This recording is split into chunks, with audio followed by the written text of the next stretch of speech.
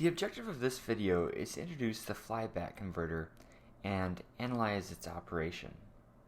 And the flyback converter can be viewed as an isolated version of a buck-boost converter. That is, we can take a standard buck-boost converter and replace the inductor with a transformer, and we get a flyback converter. So we're going to develop the system based on this observation, but first I want to note where the flyback converter is used. The flyback converter is the standard converter topology for low power applications, typically under 100 watts. So if you think about your laptop power supply or your wall plug for your cell phone charger, chances are that if you take it apart, you'll find that it is based on a flyback converter. Okay, so we have the buck-boost converter drawn on the left. We'll draw the flyback converter next to it.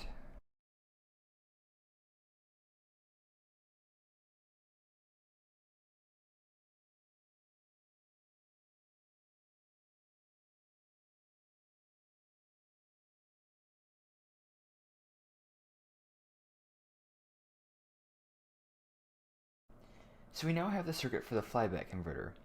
And notice how we've replaced the inductor of the buck-boost converter with a transformer that I've drawn in brown. And this transformer looks a little bit odd. It has an air gap in it. So right here we see an air gap. And this is introduced so that we can design the transformer to have specific values of inductance.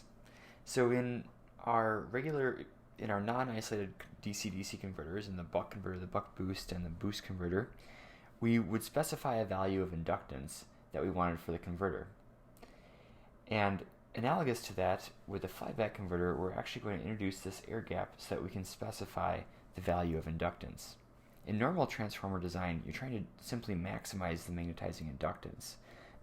But in this converter, that isn't necessarily true, because if you have too large of a magnetizing inductance, you may saturate your core. So I'm going to develop the theory for the flyback converter in a similar manner to how I developed the theory for the buck-boost converter. And that is, I'm going to classify the circuit operation as consisting of two states. State 1 being when the MOSFET is turned on, and state 2 being when the MOSFET is turned off and the diode is turned on.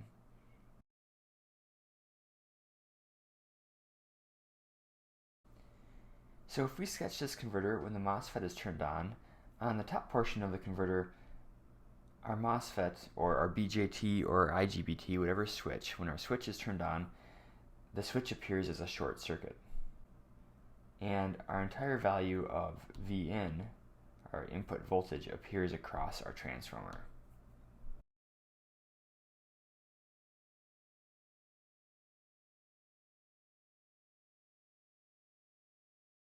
I've sketched the equivalent circuit for our transformer as connected to our voltage source, Vin. And the equivalent circuit of the transformer is sketched in brown. And we can continue this sketch by going down to the secondary side.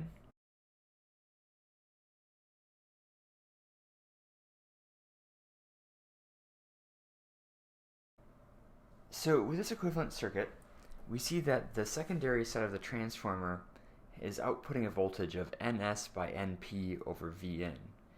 This adds to our output voltage and causes our diode to be reverse biased. So our diode sees a positive voltage across it, and the diode turns off, which means that we have no current in the secondary when the MOSFET is turned off. When the MOSFET is turned on. So this is similar to the buck-boost converter. In the buck-boost converter, when the MOSFET was on, the diode was off, and so similarly here in the flyback converter, when the MOSFET is on, the diode is off. On the primary side, you can see that the input voltage source, Vin, is charging up our inductor. A current is building up through our inductor, and this is the magnetizing current. Our dependent current source of our equivalent circuit model is actually completely turned off. So if you recall the equivalent circuit model for a transformer, this is going to be Ns over Np times I throw 2 in this case, negative I throw 2, because of the way that our current is labeled. And so the box that I've just drawn is labeling, indicating where the equivalent circuit for our transformer is. We can now do the same exercise for state 2, where the MOSFET is off but the diode is on. In this case, there is no current through throw 1, since the MOSFET is off. So we'll draw this as a hashed line.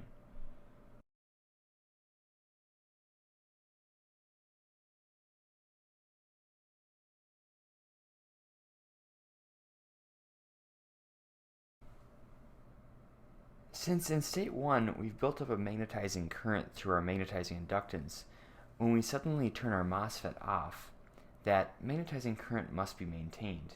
It can't come from the throw 1 current because the throw 1 current is now 0. The throw 1 current must be 0 because the MOSFET is off, which means that the magnetizing current has to come through this dependent current source in here. Or in other words, it requires that our throw 2 current no longer be 0. And so on the secondary side, we can see that this dependent source becomes a dependent current source, which is related to the value of our magnetizing current. And if this seems a little bit abstract at this point, that's okay. We're going to develop the theory of operation further using graphical techniques and the equations for the flux in the transformer core. But realize that what I've said must be true. We need to maintain our voltage law for an inductor as being V is equal to L di dt, which is another form of Faraday's law. And since there's a differential equation involved, you can't instantaneously change the current through your inductor, your magnetizing inductance, which we're about to show is equivalent to saying that you can't instantaneously change the flux in your core.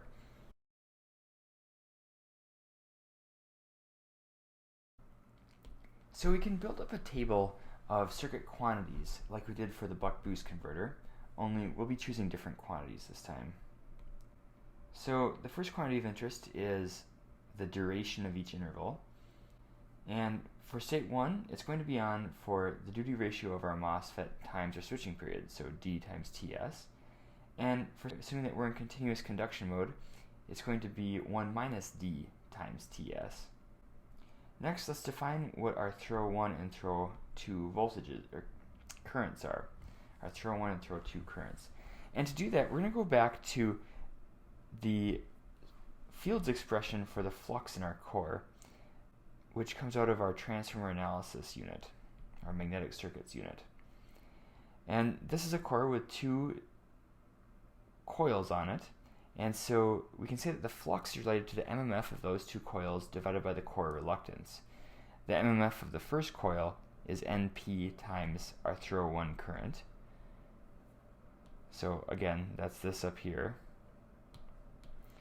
The MMF of our second coil is NS times our throw 2 current, which is this path here. And this is divided by the core reluctance, or the reluctance of the transformer. So when we are in state 1 and our MOSFET is on, we know that our throw 1 current is going to be not 0, and we know that our throw 2 current is going to be 0. When we're in state 2 and our MOSFET is off, we know that our throw 1 current is going to be 0, and our throw 2 current is not going to be 0. So in state 1, we can use this calculation by plugging in IT2 equals 0 in order to solve for what IT1 is. And if we do that, we solve IT1 as being phi times our reluctance, so our flux times our reluctance, divided by the number of turns in our primary. Similarly, in state 2, we can use the same expression, but now we set IT1 equal to 0 and we solve for IT2. And the final quantity that we want to label in this table is the derivative of our flux. That is d phi dt. And we'll get that from Faraday's law. So Faraday's law says that d phi dt is going to be related to our voltages. And we can relate that to our primary and secondary flux linkages.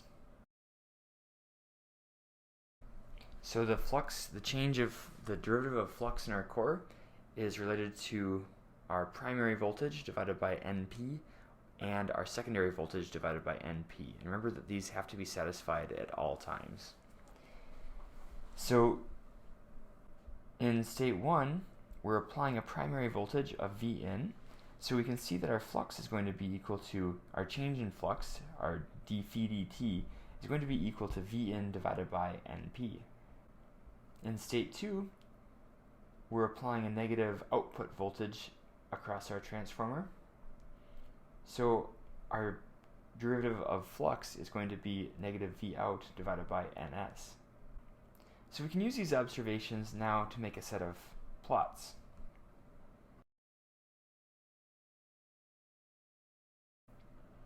And the first quantity that we're going to plot is the flux in our core. And in the flyback converter, when you're in continuous conduction mode, your flux never goes to 0 Webers. So when you enter discontinuous conduction mode, it corresponds to your flux going to 0 Webers. And you can see this already intuitively. You know that continuous conduction mode is when your inductor current never goes to 0. Well, an inductor is a magnetic device, and so if the current that's wound around the inductor never goes to 0, that means that the inductor's flux never goes to 0 as well. So supposing that we have a repeating waveform like this, we'll note that at time 0 we start at a flux phi of 0, and then we end at some peak. And the entirety of this interval was the time that we are in this state, our dTs time. So this is corresponding to state 1 when the derivative of our flux is positive.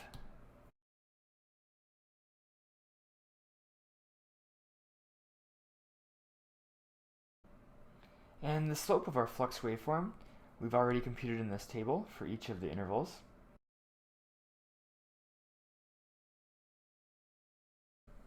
Next, we'll sketch our throw 1 and our throw 2 current.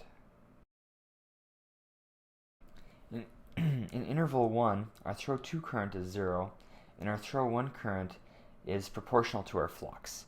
It's our flux times our reluctance divided by the number of turns.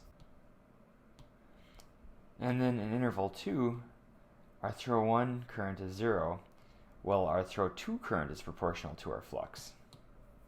So we end up with this discontinuous wave shape for each of our currents.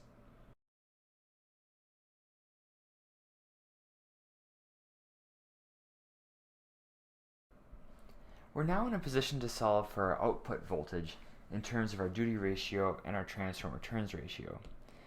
To do this, we're going to calculate our flux ripple, delta phi,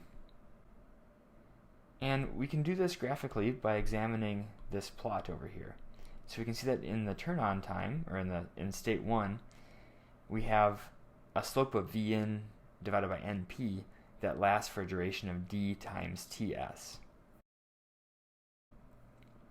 And that is equal to the flux ripple in state 2, where it has a slope of negative V out divided by Ns, and it lasts for a duration of 1 minus d times Ts. We can now solve this expression for V out, which gives us our voltage output relationship. And if you notice, this second set of terms here is actually the same voltage relationship as the buck boost converter. But we add a new term here, which is due to our transformer. So in the flyback converter, we have two ways to adjust our output to input voltage relationship. First is dynamically through adjusting our duty ratio, and second is a design time decision by adjusting the turns ratio of our transformer. Next, I want to point out to you that our flux waveform looks fundamentally different than how we've been talking about in our previous videos. And the difference is that the flux is always in one quadrant. We say that the flyback converter uses only a single quadrant of the transformer. That is, the flux is always positive or it's always negative. So in summary, in this video, we have introduced the flyback converter and analyzed its operation. We've developed its operating waveforms, and we've decomposed the circuit operation into the two states that we're familiar with for DC-DC converters. We've then developed the voltage relationship for the converter in terms of the transformer turns ratio and the duty ratio.